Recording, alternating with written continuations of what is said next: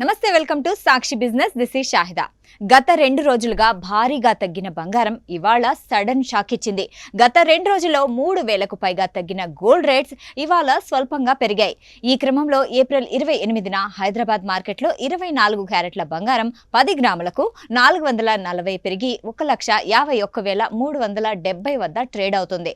22 క్యారెట్ల గోల్డ్ 10 గ్రాములకు 400 పెరిగి 1,38,750 వద్ద కొనసాగుతోంది. ఇక 18 క్యారెట్ బంగారం 10 గ్రాములకు 330 పెరిగి 1,13,530కి చేరింది. అటు వెండి మాత్రం స్థిరంగా కొనసాగుతోంది. కిలో వెండి ధర 2,65,000 వద్ద కొనసాగుతోంది. దేశీయ మార్కెట్తో పాటు MCXలో ధరలు స్థిరంగా ఉన్నాయి. గోల్డ్ జూన్ ఫ్యూచర్స్ 1,49,991 వద్ద ట్రేడ్ అవుతుండగా వెండి ఫ్యూచర్స్ 2,38,500 వద్ద ఉన్నాయి. అంతర్జాతీయ మార్కెట్లు మాత్రం బంగారం వెండి ధరలు భారీగా తగ్గాయి. ఔన్స్ బంగారం మళ్లీ $4,500 రేంజ్కి చేరింది. ప్రస్తుతం $4,598.01 ఔన్స్ వెండి ధర $73.72 వద్ద ట్రేడ్ అవుతోంది.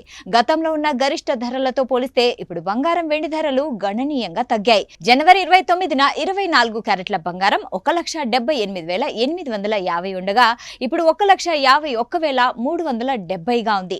అంటే 27,480 తక్కువ.